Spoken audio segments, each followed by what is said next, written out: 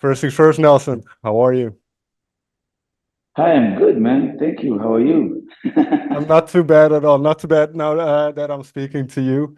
Now, before we get into Black Butterfly, I would like to jump back to the beginning a little bit. Now, you were born and raised in Rotterdam in the Netherlands. And now I Yes, read somewhere that Rotterdam has one of the largest Cape Verdean communities in Europe, which I didn't it know. does. It And does, actually. the music, especially in the 70s and 80s, was really big, Cape Verdean music, which came from Rotterdam. So growing up in the midst of all of that, how do you remember your childhood? Very musically, because Cape Verdean people are very into music, into parties. Yeah. If you go to Cape Verde, you will see on the street, you will see a lot of kids carrying their guitars around, and like everybody plays, especially the guitar. It's a big instrument in Cape Verde. Growing up in Holland, I mean, my parents came from Cape Verde when they were really young. Okay. So, music was a big part of the culture. It's also because, they felt like, missing home, the music connects you to your, where you come from. And with the harvest that we have in Rotterdam, a lot of Cape Verdeans just stayed in Mm. Rotterdam. And that's how the community grew with a lot of Cape Verdeans. So they would always seek each other out, like in bars or at parties, and we grew up on that. Every the wedding or every whatever party, they would take us, and you would get all the music, Mm. the vibes of that, and it's just been amazing. That's really awesome to hear. Do you have maybe one specific memory that sticks out from when you were really young? So maybe just the street fair or something that sticks out? Yeah, yeah. There's Poetry Park was always a big thing in Rotterdam. You have this place called Prestigiet Kibrat, which is in Rotterdam, where the Cape Verdeans used to come together and do this fair, exactly that, Mm. where there always used to be performers performing. I actually performed there once myself Okay. back in the days. But like I said, the music and the culture was so important growing up, and that's how I got to learn music of Cesaria Evra, for example, because Mm. we call it Marna. Marna was always those very slow songs where it used to always be about missing home or missing this or missing that. And our parents used to listen to that a lot, a lot, a lot. Right. I wrote down a couple of those styles, although it was just a quick Google, so you'll have to enlighten me. But I wrote down Morna, I wrote down Coladera, and I wrote down Coladeira. Punana. And then Yeah. eventually, I believe you kind of created your own version of GhettoZouk. Can you Yes. explain that?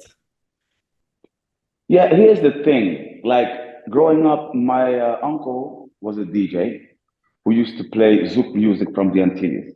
Mm. Very slow, very sexy, very danceable, and I used to love it. Love listening to it, going to the parties because there was a lot of girls there. That's for sure. But in me myself, I used to love R&B and hip hop. Mm. Now, when you're driving in your car, you want to be cool. You're not playing that Zouk music. That's something you listen at home. You like it, but you're not. You're like almost like afraid to say that you like it. And I kind of had that feeling that a lot of people had that feeling. So what we did, we blended the R&B and the hip hop. We put it together with the beats of the Zouk, Mm. and now all of a sudden people say, "Hey, I don't listen to Zouk, but I love your music. I don't listen to this, but I love your style. I don't listen to this." So a lot of people were coming out of their, how do you say it?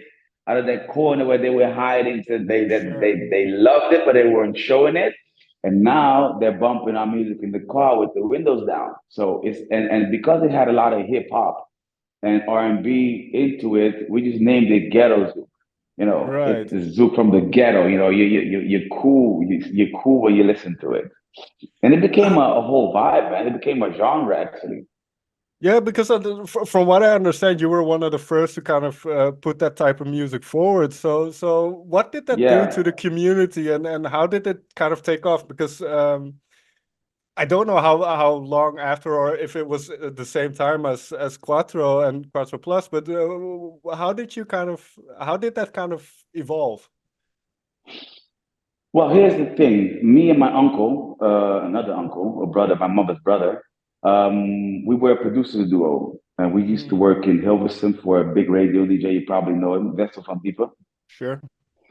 We worked for him on music, and I learned literally all in music, in producing, songwriting. I learned in Yeah. that studio.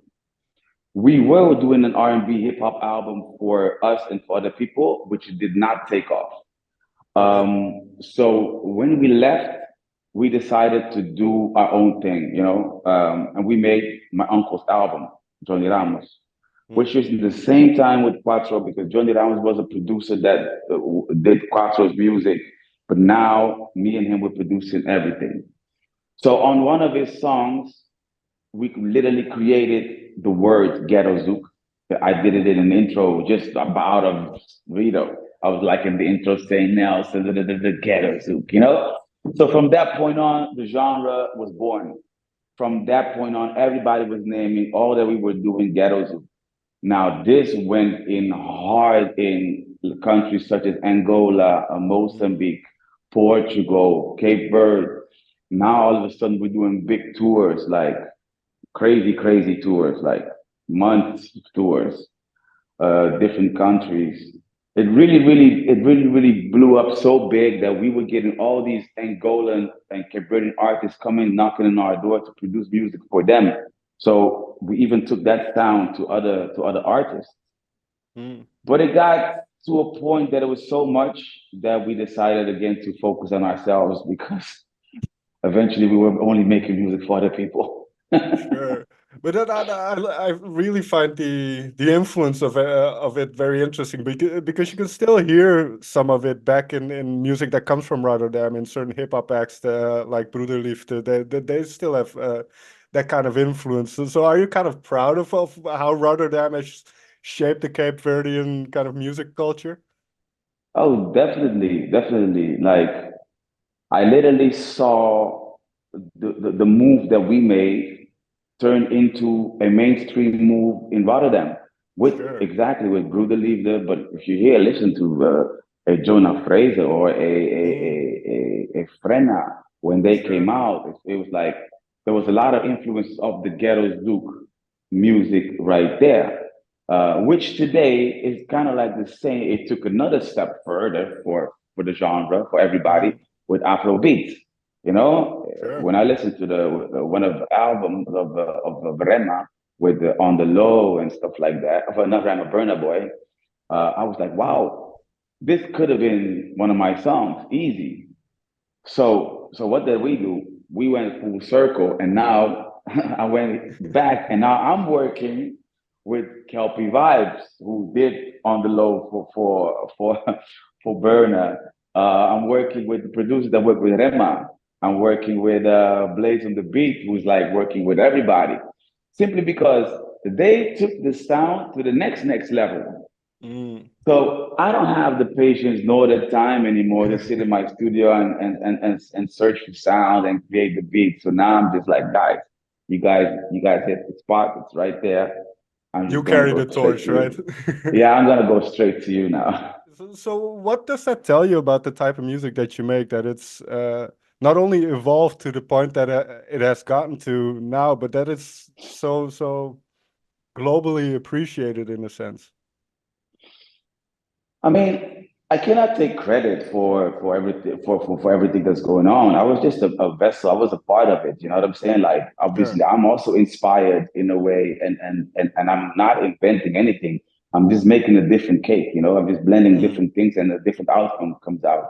But just to hear it where it is right now, I'm only wishing like, gee, I wish I was 20 years younger now and still be able to do this on that level because I see it's becoming so globally now like if you see in USA with the Grammys, now we got sure. Afro beats in the Grammys. Like, so it's like the puzzle is really really coming together now. You understand? So it's like it's beautiful.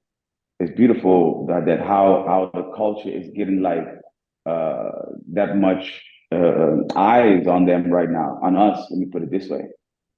But It's I find beautiful. it interesting, and it's a good segue maybe to the album. But you mentioned you wish you were 20 years younger these days.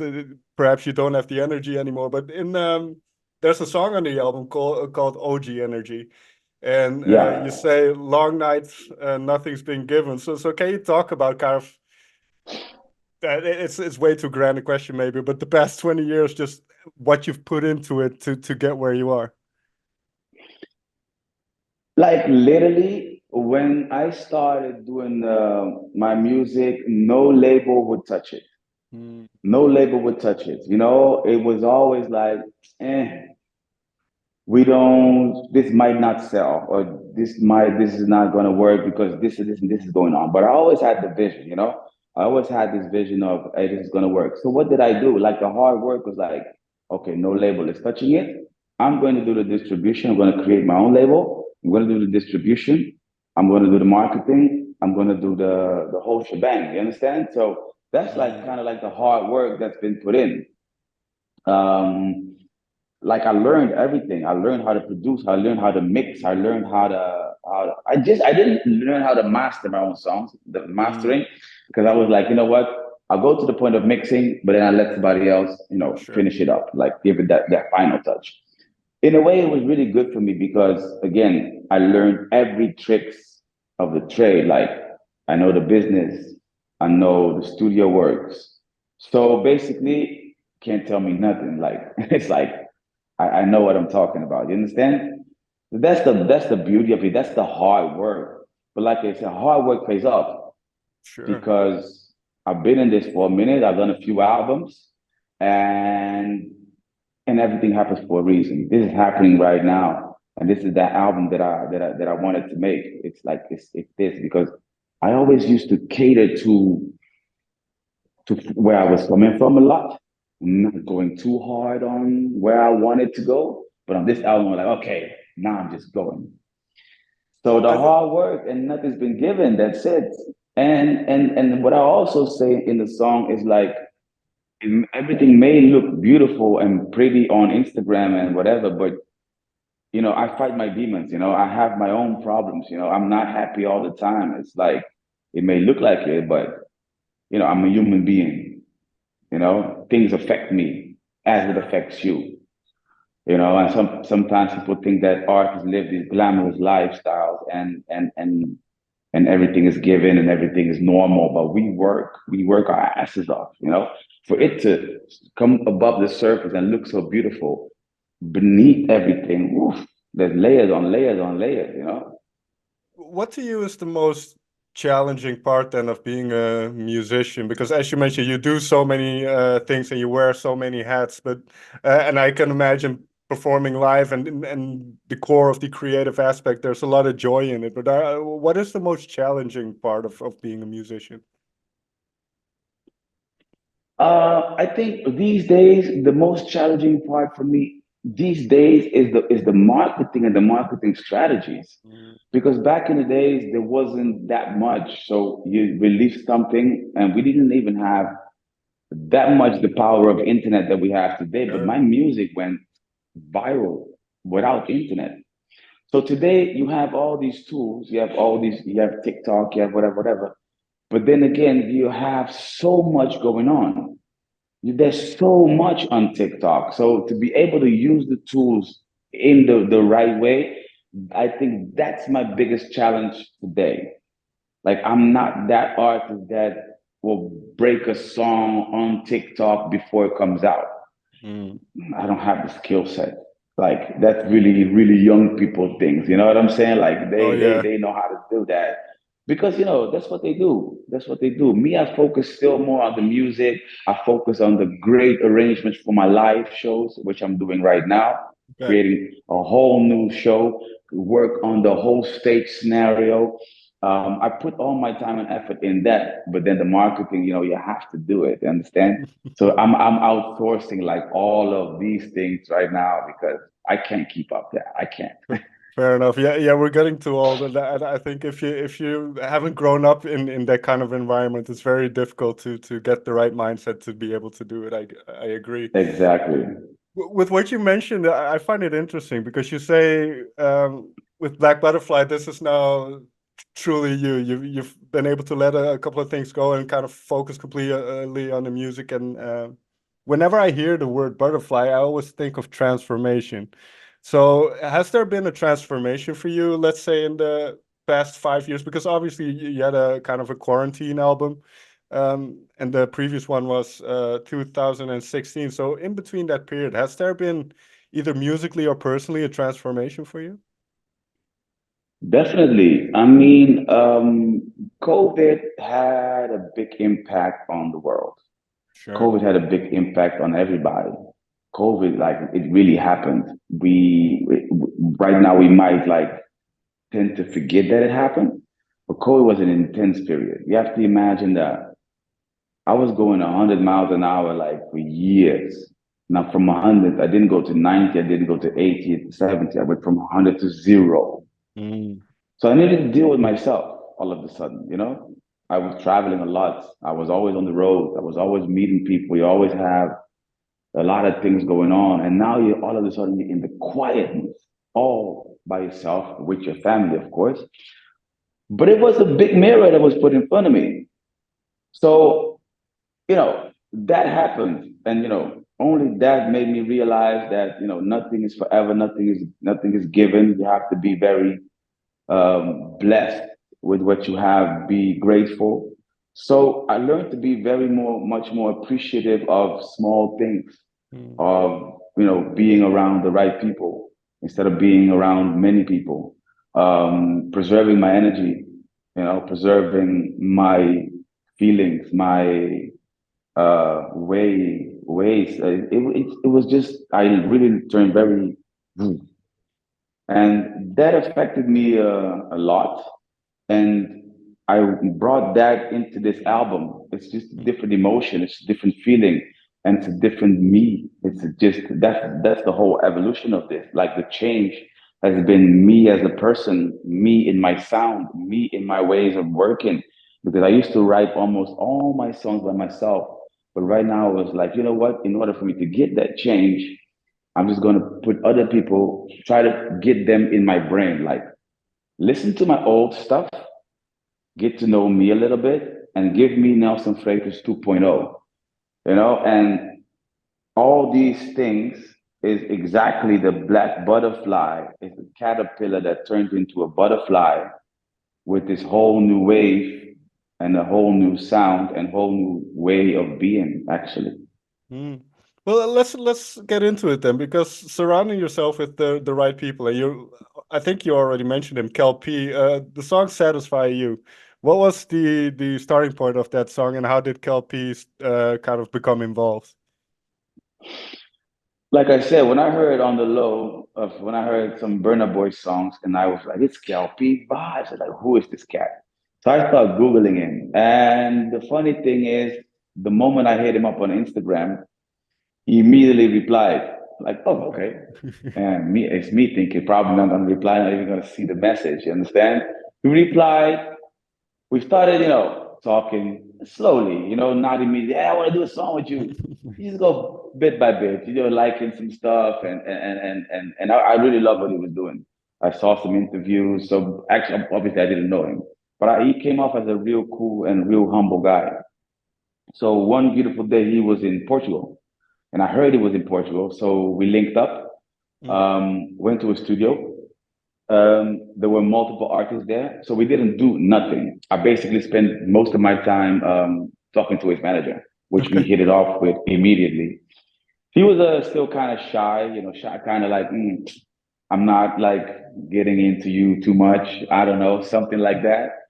Um, and eventually, I was like, I spoke to the manager. I was like, listen, I'm doing my album. I would really love to have a song of Kelpie on my album.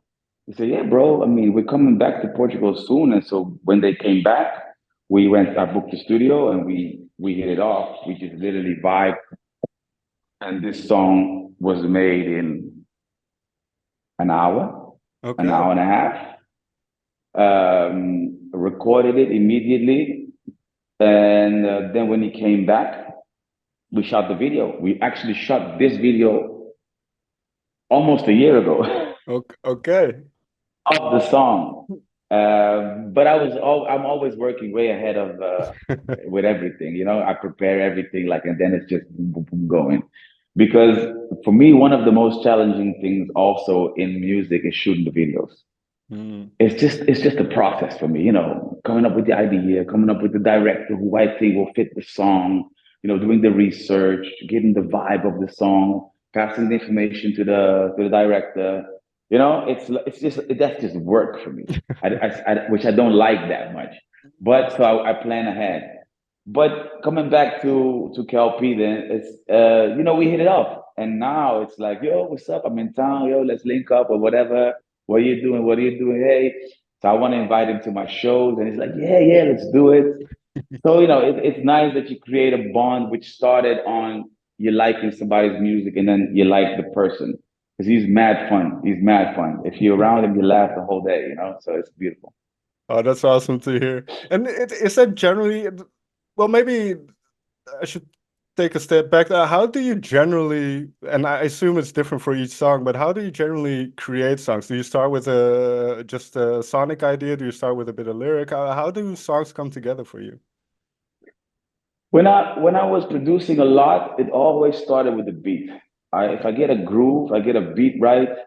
I mean, and you're already moving. That's nice because once you have that, anything you play on top of it, if it doesn't fit, it will take you out of the groove.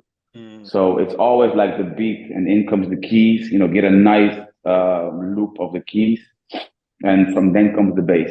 Once I have that, lyrics just flow automatically. But once the groove is right, the flow and the lyrics just come to me. It's again, that's a blessing because it just happens. Most of the time, people send me songs. They, I want to do a featuring with you, and they send me the song. If I don't feel it, if it's not coming to me, I don't do it. I mean, it literally gotta come to me because if it comes to me, it's natural, it's flowy, it's nice, and most of the time it hits. So it's But instinct, that's right? it's instinct. Yeah, it's Okay. instinct and based off of feeling. It gotta move me. I need to feel it. If I don't feel it, I can still do it, but it won't hit. Yeah, fair. If your heart's not in it, people can tell, I think, Yeah, as well. But we can talk about, well, let's take the title track then, which again you work with somebody very interesting, Arrow Benjamin.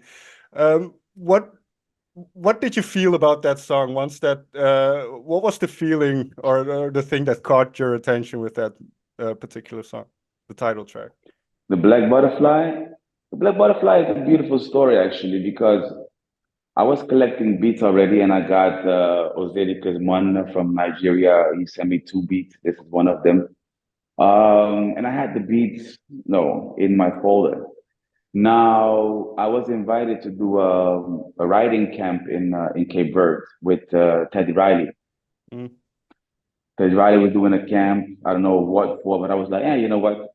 I don't have nothing to do. Might as well go. Might meet some new people. You know, and that's where I met Arrow Benjamin and Dacom and a lot of other people, and we hit it off like immediately. You know, just vibing and just talking and good conversations and everything.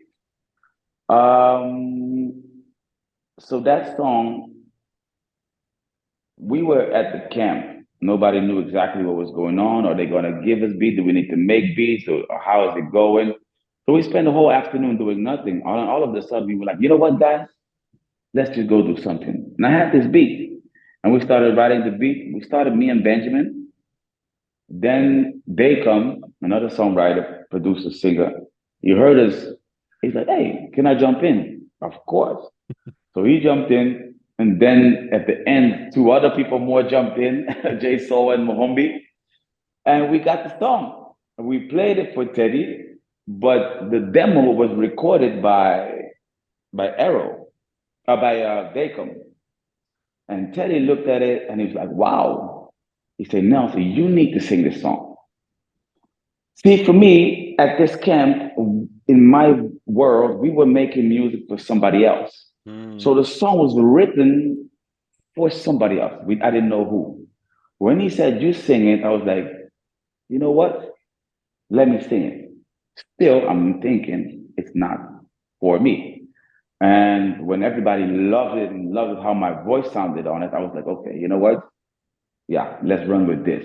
It was actually the first song for the new album. It Okay. gave the whole vibe of the album. From that point on, I knew which songs to get and which other beat makers to approach to Mm. sonically stay in that lane. So the Black Butterfly, that's why I named the album Black Butterfly also, Okay. because the importance of that song.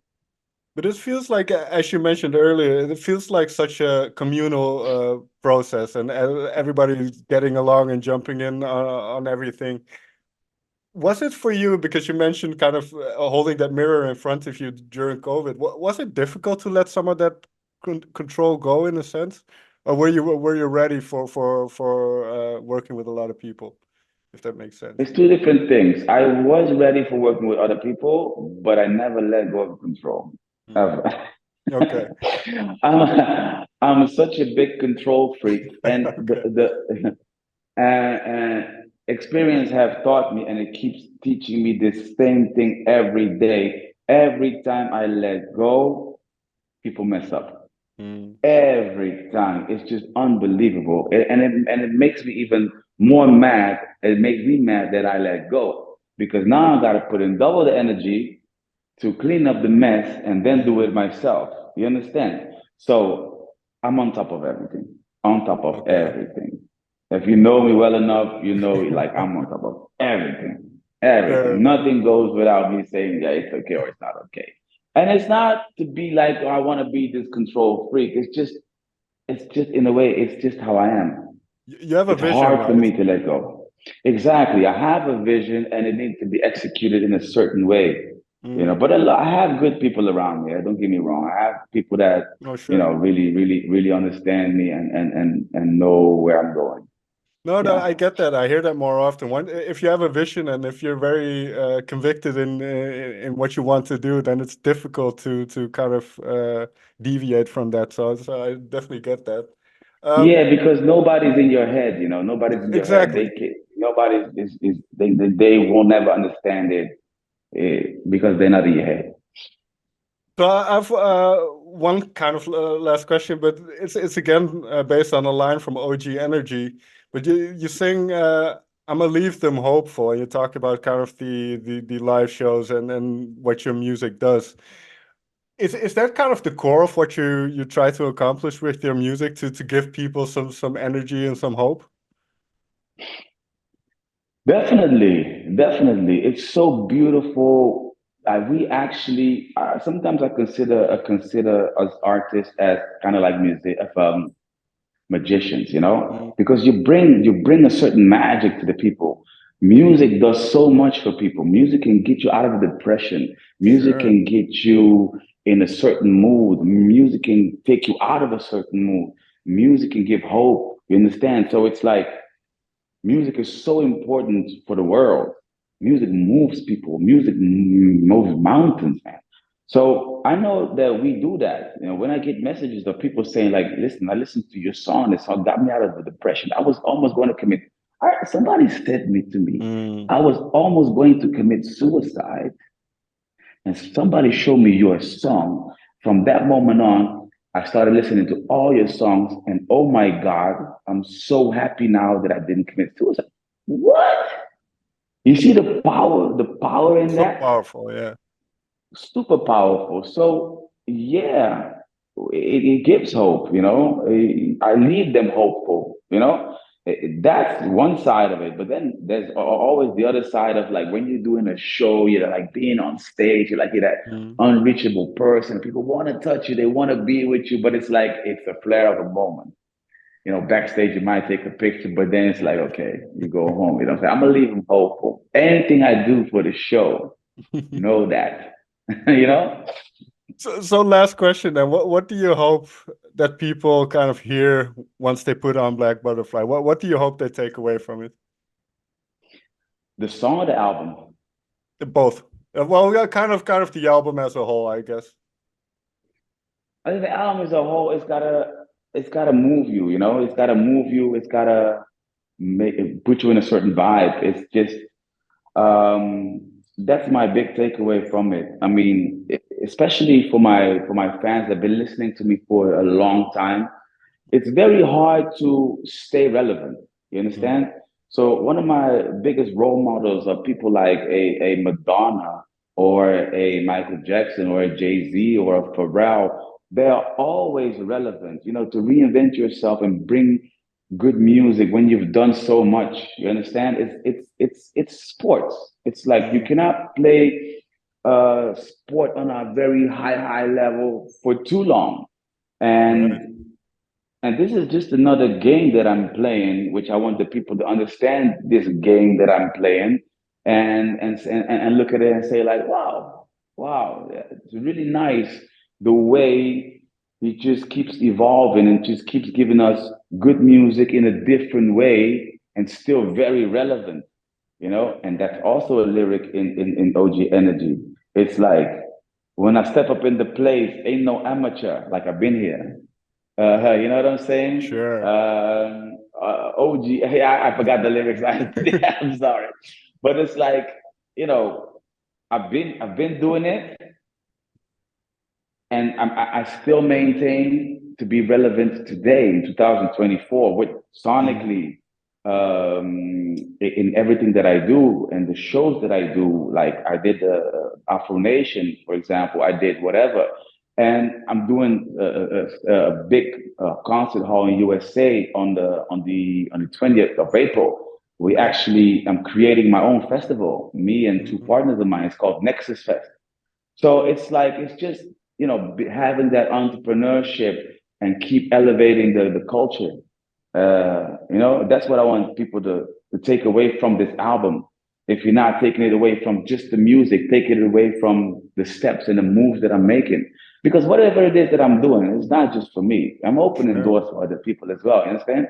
And like other people's paved the way for me. I take an example of everybody, like the way they did it, and the way if they did it wrong, I'm taking an example of how they did it wrong. If they Sure. did it right, I'm following it. And I have my pupils, like I teach them. Like I have a lot of people hitting me up, like, hey, how do I do this? How do I do that? And I give all the information to all of them. Because you know what? I'm not here forever. You know, and the music is gonna be here forever. So just take that along. And you know what I tell them? I tell them, teach the next one. When Mm. somebody asks you, tell them, don't keep that information to yourself. Yeah, You I think know, that's great advice. Just to keep pushing it forward, right? Just to, keep pushing it forward. Yeah. Nelson, may I thank you so much for taking the time to talk with me. Thank you very much. I enjoyed it.